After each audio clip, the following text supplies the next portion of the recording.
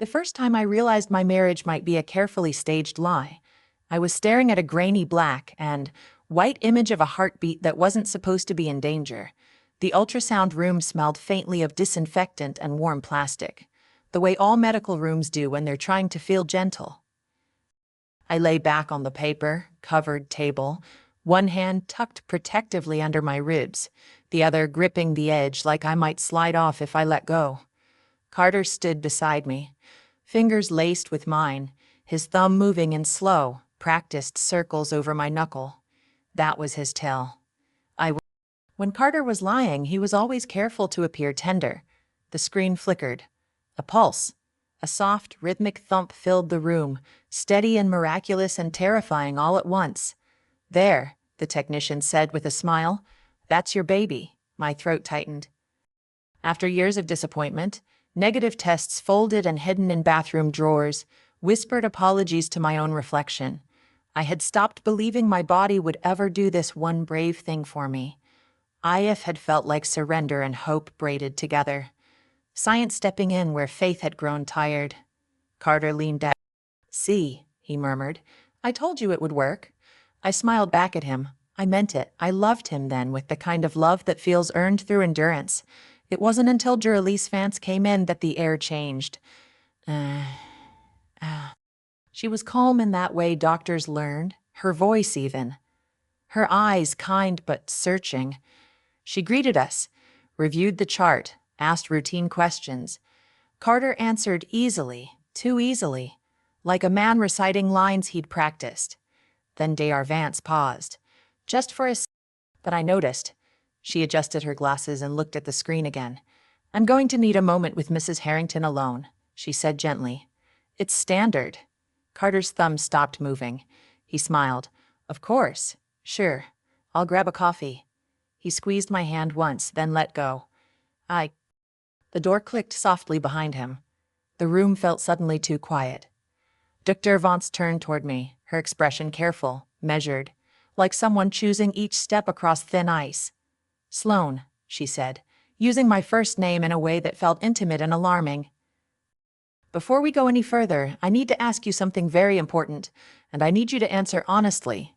My heart began to pound, loud enough that I wondered if it could be heard over the machine. "Have you ever had unprotected intercourse with anyone other than your husband during this fertility process?" The question hit me like cold water. "No," I said immediately. "Never." Why would you ask me that?" She didn't answer right away. She turned the screen slightly away from me and folded her hands together. "There's a discrepancy," she said, "one that shouldn't exist." I felt the first hairline crack form inside me, though I didn't yet know where it would split. Before that moment, my life had been quiet in a way people often mistake for ease. I was born into money, yes. Harrington money, old, structured, wrapped in trusts and expectations. My grandfather built an empire on shipping contracts and stubbornness. My mother, Eleanor, inherited his discipline if not his warmth. She raised me with impeccable manners and a distance that felt like safety, until I grew old enough to recognize it as fear. We lived in a house that echoed even when it was full. Marble floor, windows too tall for comfort, silence that pressed in on you if you weren't careful. I learned early how to make myself small and accomplished at the same time. Top schools, charitable boards, polite smiles at galas where everyone pretended they weren't counting each other's net worths. Carter arrived in my life like relief. We met at a fundraiser, of course. He wasn't from money, not really, but he wore ambition well. He listened when I spoke. He laughed easily. He didn't flinch when my last name landed between us. "You're not what I expected," he said to me that night, his voice warm, curious. "What did you expect?" I asked. He smiled. "Someone colder." I took that as a compliment. I shouldn't have. Our courtship was swift but not reckless, or so it seemed. He respected my schedule. He brought soup when I had migraines. He spoke about building a life together like it was something sacred. My mother was skeptical. Eleanor always was. "He's charming," she said once, over tea she never sweetened. And, "Just make sure you know why." I bristled at that. "Why what?" "Why he wants you," she said calmly. I accused her of being cynical. of projecting. We didn't speak for weeks after that. The prenup was my concession to her concerns. It was thorough, drafted by lawyers who believed clarity could protect the heart. Carter joked about it as he signed. "Guess I'm marrying you for you then," he said. I laughed. I kissed him. I believed him. Marriage settled into something steady. Not fireworks, those fade, but warmth. Routine. Shared grocery lists and Sunday mornings. When starting a family proved more difficult than expected, the process became long and emotionally heavy. Exploring medical options was Carter's idea. "I know a clinic," he said. "One with an excellent reputation." I trusted him. He was present, attentive, involved in every step. When we finally chose the clinic, he held my face and said, "We're going to be parents, I promise." I trusted him with my body, with my future. Then, during a routine appointment, Vance paused longer than usual. Her expression shifted, subtle but unmistakable. "I'd like to run a few additional tests," she said gently. "And for now, I need you not to discuss this with anyone, not even your husband." "Is my baby okay?" I asked. "Yes," she said firmly. "Your baby is fine. It was everything else that wasn't." When Carter returned, coffee in hand, he smiled like nothing had changed. But something inside me had already begun to fracture. That night, sleep wouldn't come. The house felt louder than usual. I rested my hand on my stomach, whispering promises I wasn't sure how to keep. By morning, fear had hardened into resolve. Dr. Vance called later that day. "I need you to come in," she said. Alone. At the clinic, she led me into her office and closed the door. "What I'm about to tell you," she said carefully, "raises serious ethical and legal concerns." My heart pounded. "Please." She met my eyes. "The records show that critical decisions were made without your informed agreement." I struggled to process her words. "This was not an error," she continued. "It was intentional. Someone with authority intervened." "Who?" I whispered.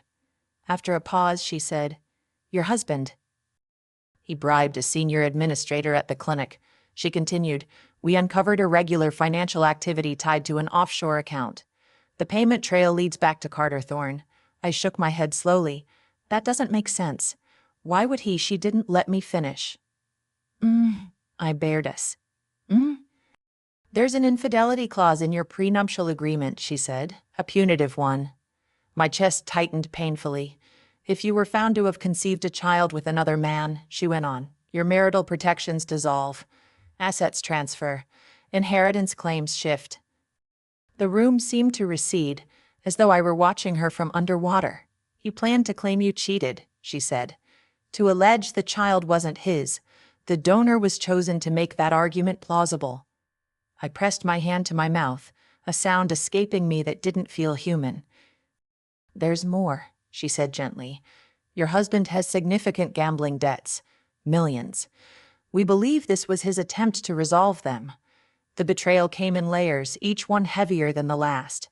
Not just the deception, the calculation, the willingness to risk my reputation, my autonomy, "I'm so sorry, Dr. Vance said. "I should have caught this sooner." "We should have." "Who else knows?" I asked, my voice hollow. She glanced toward the door, then lowered her voice. "A nurse named Natalie discovered the discrepancies. She came to me privately. She's distraught." As if summoned by her name, there was a soft knock. A young woman stepped in, her posture stiff, her eyes red, rimmed. "I'm Natalie," she said quietly, "and I'm so sorry." She couldn't meet my gaze. Her hands trembled as she clasped them together. "I didn't realize what was happening at first," she said. "The override came from above. I thought it was authorized. When I saw the donor I didn't match, when I traced it back, I felt sick." She swallowed hard. "I kept copies, everything. Something inside me steadied then, a thin but unbreakable thread." "Thank you," I said, surprising myself with how calm I sounded. "For telling me." Natalie nodded, tears spilling over. "I'll testify. I'll do whatever you need." When I left the clinic that day, the world looked the same. The sky was pale blue. A man laughed into his phone nearby. Life continued, indifferent to the fact that mine had fractured down the middle. I didn't confront Carter. Not then. I went home, locked myself in the bathroom, and threw up until there was nothing left. Then I sat on the floor, back against the tub, and let myself cry, quietly, carefully, like grief might hear me and grow louder. That night I lay beside my husband and listened to him sleep, memorizing the sound like I was already preparing to live without it. In the days that followed, I became an actress in my own life. I smiled at Carter. I thanked him for meals. I listened to him talk about work while my mind cataloged every inconsistency, every late night, every unexplained expense I'd once dismissed as stress. I called a private investigator recommended by my mother's old attorney. His name was Marcus Hale, and he spoke with the calm efficiency of someone who had seen every shade of human disappointment. "We'll need patience," he told me, and silence. I had both in abundance. Natalie passed along documents quietly, her guilt evident in every message. Financial records, emails, proof of bribes and altered files. Marcus followed the money, uncovering debts Carter had hidden even from me. And then there was the affair. I hadn't expected that particular cruelty, but when Marcus slid the photos across my dining table, Carter, close and intimate with a woman I didn't recognize, I felt more tired than angry. It all made sense now. The distance, the secrets, the careful tenderness. Weeks passed. My body changed. My belly raised. Life persisted, and I began to plan. If Carter had orchestrated a performance meant to destroy me, then I would choose the stage where his final act would unfold. I sent out invitations. A baby celebration, I called it, held at the Harrington estate, an opportunity to gather family, friends, colleagues. A celebration of new life. Carter was thrilled. He had no idea he was walking toward the end of his. The weeks leading up to the celebration were the longest of my life. Cupid was hid the major. Every morning I woke with the same ritual, one hand on my stomach, the other on my chest, breathing until the panic softened enough for me to stand. My baby kicked more often now, a gentle reminder that something innocent was growing inside a world that suddenly felt sharpened at every edge. Carter noticed the changes, of course. He always did, just never in the way that mattered. "You seem tired," he said one evening as we ate dinner. He had cooked pasta, humming softly, the picture of domestic ease. "You should rest more." "I will," I said, twirling noodles I couldn't bring myself to eat. "There's just, a lot to plan," he smiled. "You're amazing, you know that, handling everything like this." The praise felt rehearsed. "Still," I nodded, "played my part." If I had learned anything growing up in the Harrington house, it was how to sit in silence while people underestimated what I was capable of.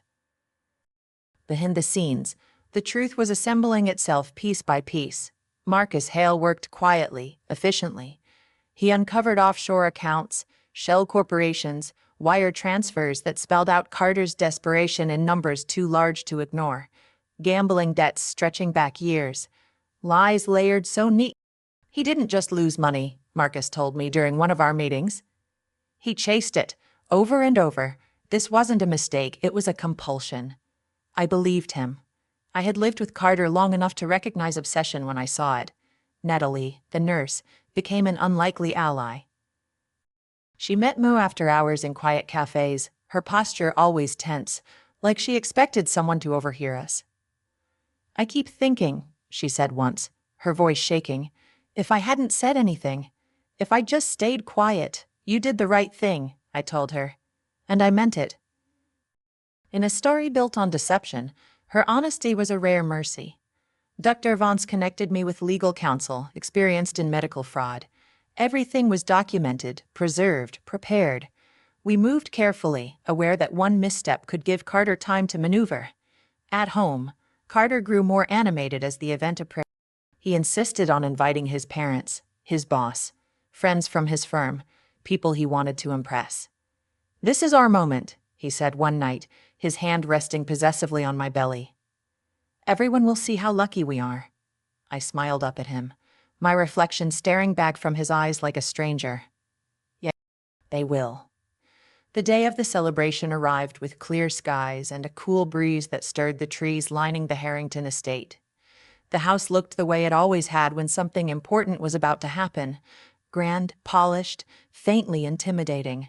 Staff moved quietly, setting tables, arranging flowers and soft. My mother arrived early. Eleanor stepped out of her car in a tailored coat, her silver hair pulled back neatly. She looked around the grounds, then at me, her expression unreadable. "You look well," she said. "I'm pregnant," I replied lightly. "It's amazing what that does."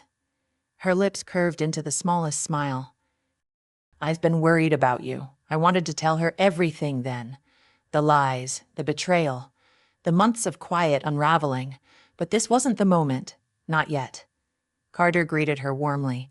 Ever the gracious son-in-law. She returned the politeness, though I noticed how her eyes lingered on him, sharp as ever. Guests began to arrive. Laughter floated through the air. Glasses clinked. Someone commented on the beauty of the house, the promise of new life. I stood at the center of it all, calm and composed, my hands folded protectively over my welly. When everyone had settled, I tapped my glass. The sound cut cleanly through the chatter. "I just want to thank you all for being here," I began. "This journey hasn't been easy. But today is about truth and family and beginnings." Carter beamed beside me, arm draped around my shoulder. "There's something I'd like to share," I continued, my voice steady. "Something important."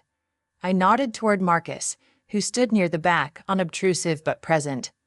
Dr. Vance was there too, along with Natalie, pale but resolute. "I recently learned," I said, "that the clinic we trusted was compromised. That my body, my marriage, and the future were manipulated without my consent." A murmur rippled through the crowd. Carter stiffened. "Sloan, what are you doing?" I turned to him, meeting his eyes for the first time in weeks without pretense. "Finishing the story," I said. I gestured for Marcus to step forward. He did, distributing folders to a few key individuals: Carter's boss, his parents, my mother.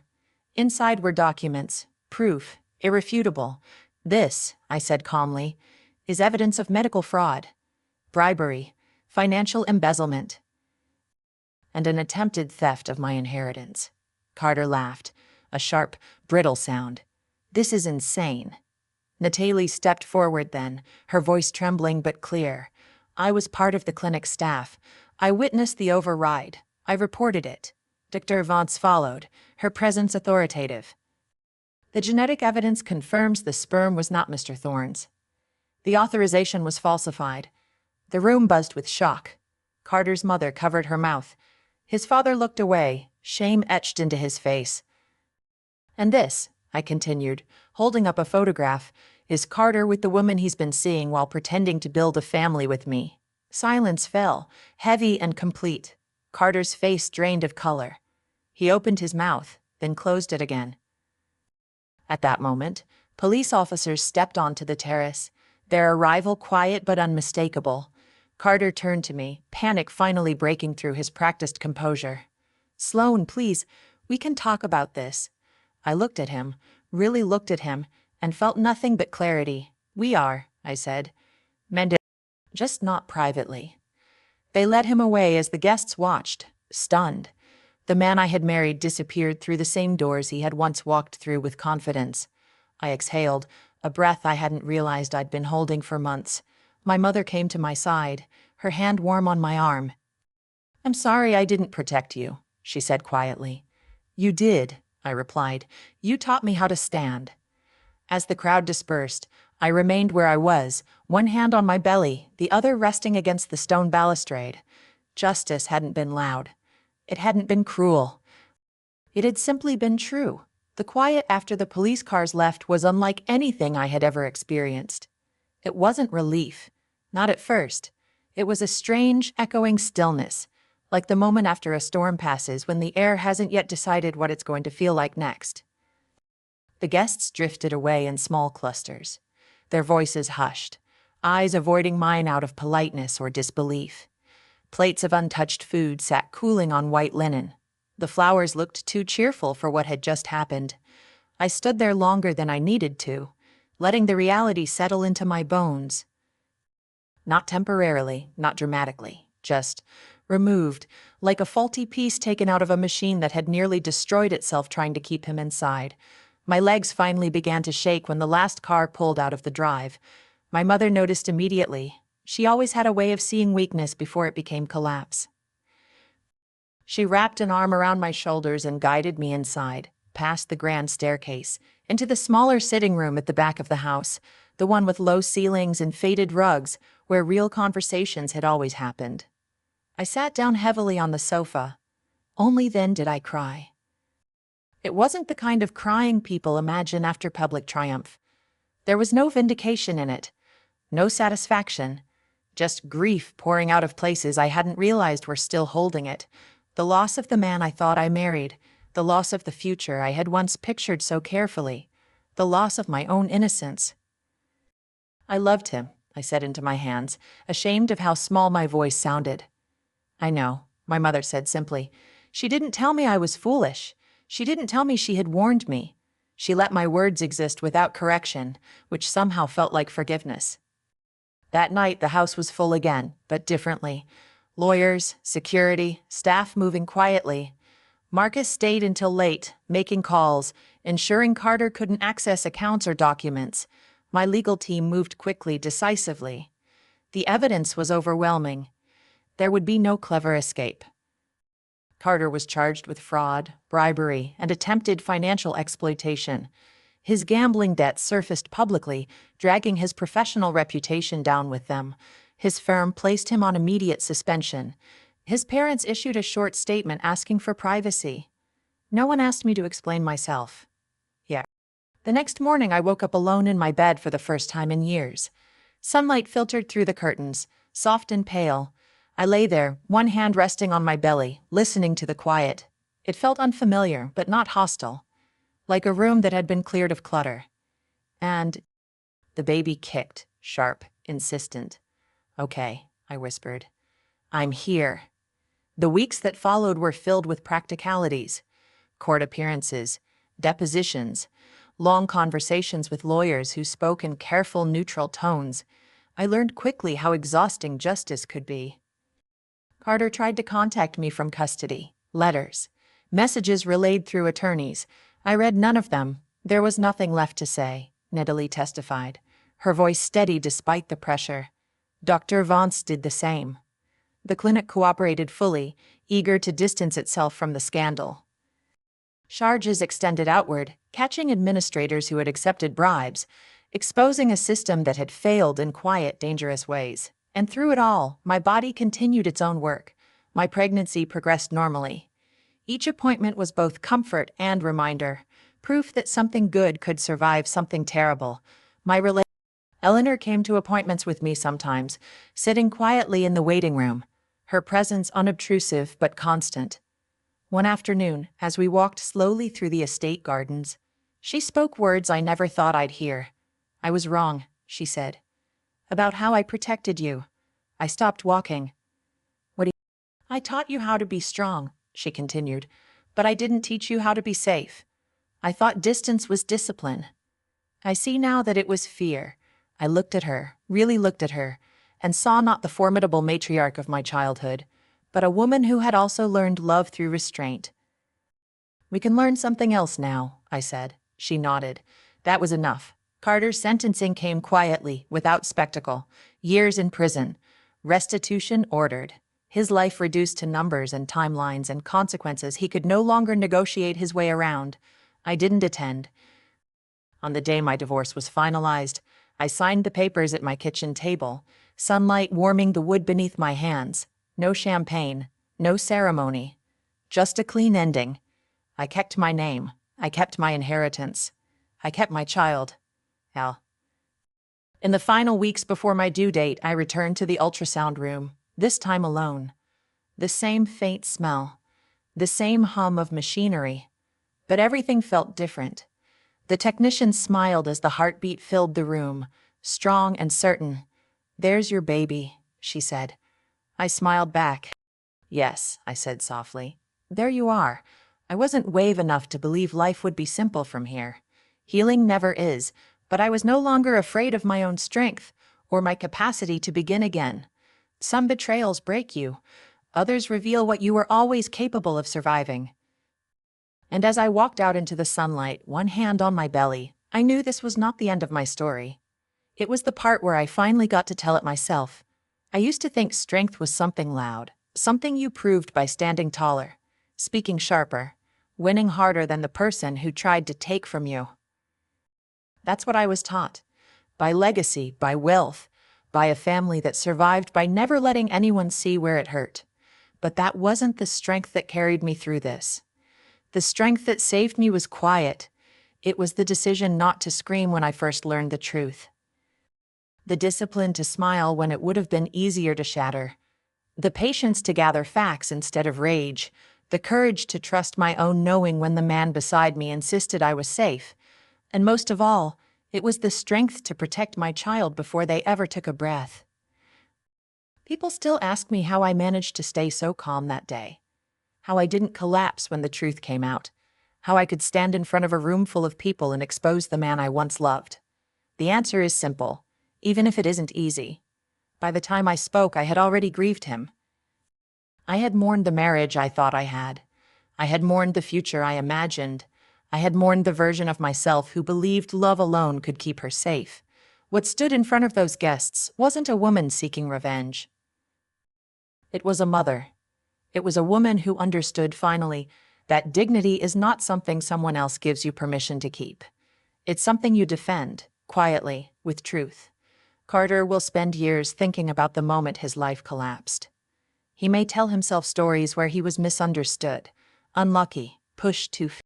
People like him often do. But I don't think about him anymore. I think about mornings now, slow ones, with sunlight across the floor. I think about my mother's hand resting on my shoulder, warmer than it used to be. I think about the sound of my child's heartbeat and how it never once wavered, even when everything else did. If there is a lesson in my story, it's not about wealth or contracts or even betrayal. It's this: pay attention to the small discomforts, the pauses that don't make sense, and the tenderness that feels rehearsed. Your intuition doesn't shout, it whispers, and it gets quieter the longer you ignore it. And if you ever find yourself standing at the edge of a truth that feels too heavy to carry, know this: you are allowed to choose yourself. You are allowed to wait, to plan, to protect your future without explaining your silence. And you are allowed to walk away with your dignity intact, even if someone else's life falls apart because of it. So I'll ask you the same question I asked myself, late at night, when the house was finally quiet. If you discovered the truth the way I did, would you have stayed silent to keep the peace, or would you have trusted yourself enough to speak? Tell me in the comments. Yeah. And if my story resonated with you, if you've ever had to choose between love and self-respect, consider subscribing and supporting this channel. You're not alone here.